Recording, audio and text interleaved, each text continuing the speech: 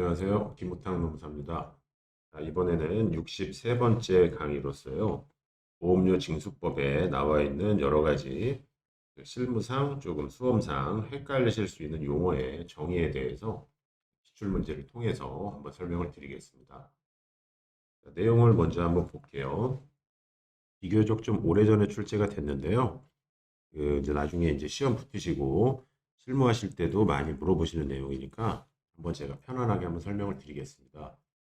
자, 일단 출제 조문은 보험료 징수법 2조 용어의 정의에 나와 있고요.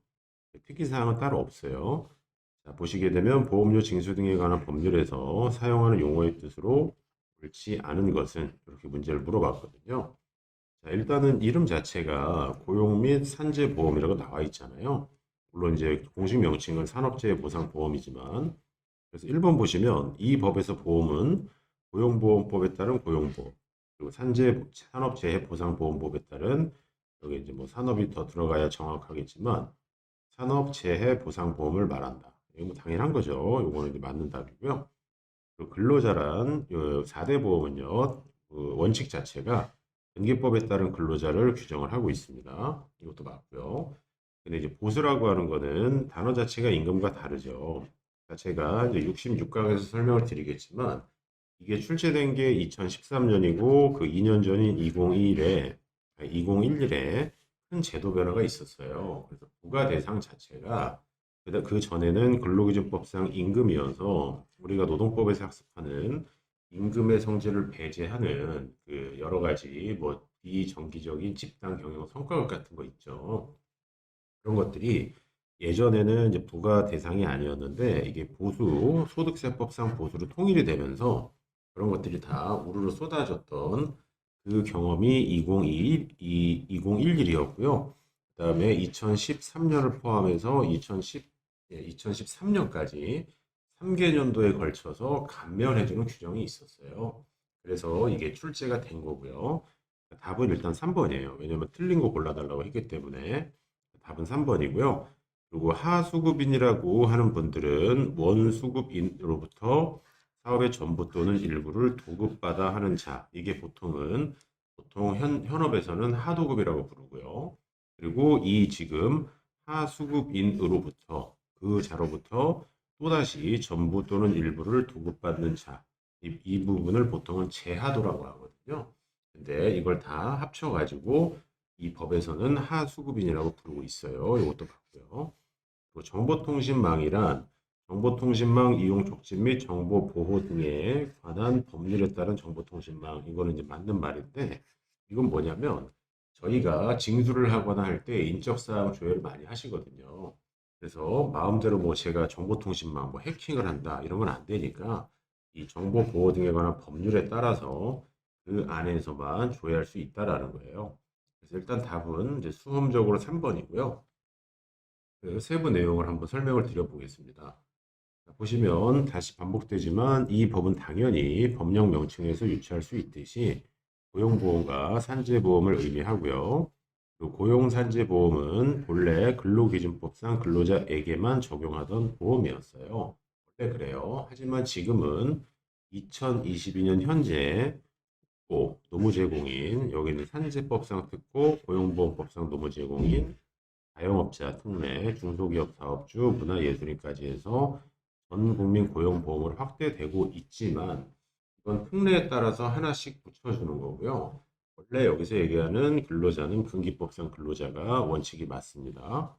그리고 보수라 함은 소득세법상 근로소득에서 비과세 소득을 제외한 금액을 의미해요. 이걸 보통 과세급여라고 얘기를 하는데 그게 보수로 잡고 있고 이제 현재 부과 근거는 보수로 통일이 됐습니다.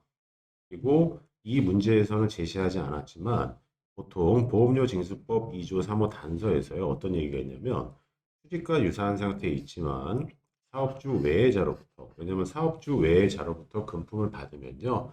나중에 실무하시면 아시겠지만 사업주가 이른바 원천징수 의무가 있고 신고 의무가 있어요. 근데 사업주 외한테 돈을 받는데 지금 휴직과 유사한 상태에 있다. 이게 뭔 말이지라고 하시겠지만 이 노무사 시험 보시는 분들은 아실 거예요. 누구를 얘기하는 거냐면 노조 전임자를 의미해요. 근데 여기서 이제 주의하실 거는 뭐 미친 듯이 중요한 건 아니지만 근로시간 면제자하고는 달라요. 근로시간 면제자는 사업주로부터 돈을 받는 거고요. 여기서 얘기하는 노조전임자는 사업주 입장에서는 무급 노조전임자고 노동조합 입장에서는 노동조합으로부터 계속 금품을 받아요. 그럼 이렇게 노동조합으로부터 받는 금품은 보수로 간주하는데 이렇게 하는 이유는요. 노조전임자한테 이런 단서를 규정을 한 거는요. 나중에 이분도 언젠가 실업급여 받을 수가 있기 때문에 돈을 계속 받았습니다라고 해서 특별 코드로 들어가시게 되면요. 피보험 단위 기간을 인정해 주기 위함이에요. 우리가 알고 있는 180일이라고 하는 피보험 단위 기간을 인정하기 위한 거거든요. 그래서 답은 일단 3번이고요. 그다음에 하수급인이라 함은 도급인으로부터 이제 일부 또는 전부는 뭐 그 전부 아니 일부 중에서 100%면 전부니까요. 도급받는 자와 재하수급인을 의미하는 거예요. 자, 현업에서는 재하도가 굉장히 많습니다. 그러나 그 고용산재보험 쪽에 재하도를 위한 설치 장치는 없어요. 이거 실무적인 얘기지만요. 그리고 참고로 원수급인은요, 어떻게 정의하냐면 여러 차례 도급을 통해서 수행될 때 처음으로, 그러니까 최초로 도급을 받은 자에서 보통은 원도라고 부르거든요. 그리고 그분을 원수급인이라고 하고 가끔 자기 공사가 있어요. 발주하는 분이 자기한테 이제 도급을 내려서 그 서류상 발주도 나고 처음으로 착공하는 그 공사하는 업체도 자기인 경우가 있어요. 이런 경우를 자기공사라고 하는데 그때 발주자는 그 원수급인으로 바로 봅니다. 위계질서상 그냥 그 똑같기 때문에. 자, 그리고 건설공사 등 자진신고 사업장이라고 해서 제가 66강에서 설명을 드릴 예정이고요. 그 정의된 용어고요. 여기까지 끊고 그다음에 정보통신망은 해킹에 대비하기 위해서 정보보호 등에 관한 법률의 망을 의미한다. 자, 그리고 본 문제에서 또 보기로 제시되지 않았지만요. 용어의 정의에서 2조 7호에서 보험료 등을 정의하고 있는데 당연히 보험료 등이니까 보험료 들어가고요. 자진신고 사업장에서 제때 보험료 신고를 하지 않으면 연체금 현재 기준으로 부과가 되고 있는데 예전에 이 출제 당시에는 9%였어요.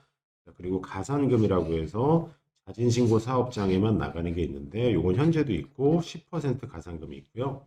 그다음 체납 처분비 우리가 체납을 하기 위해서 쓴 비용 그다음에 징수금이라고 있는데 이 징수금은 페널티예요. 어떤 페널티냐면 산재 가입을 하지 않은 상태에서 산재 발생을 했을 때 추가적으로 징수하는 게 있거든요. 그걸 징수금이라고 하는데 여기까지를 지금 다 포괄해서 보험료 등이라고 현재 지칭하고 있다라는 게 법조문에 있어서 제가 소개를 시켜드렸고요.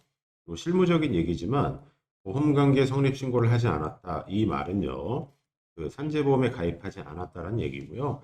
이때는 이게 오타가 아닙니다. 체납이 아니라 계열을 태자 써가지고 납부를 게을리했다. 그래서 태납보험료, 안내보험료의 5배와 지급된 보험급여의 50% 중에 적은 금액을 징수금으로 부과를 해요. 만약에 여태까지 안 낸 보험료가 1,000만 원이었어요. 그러면 5배 5천이죠.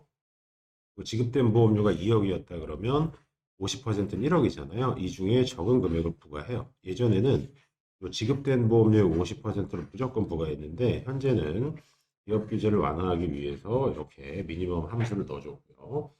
참고로 보험료는 신고는 했는데 그 체납 중 체납하고 달라요. 아예 내지 않은 발생한 재해에서도요. 근로복지공단은 징수금을 또 추가적으로 부과하고 이 부분에 대해서는 나중에 이제 실무하실 때 되게 많은 상담을 받으시게 될 거예요. 자, 내용이 좀 다소 길었지만 여기까지가 보험료 징수법상 용어의 정의에 대한 설명이었습니다.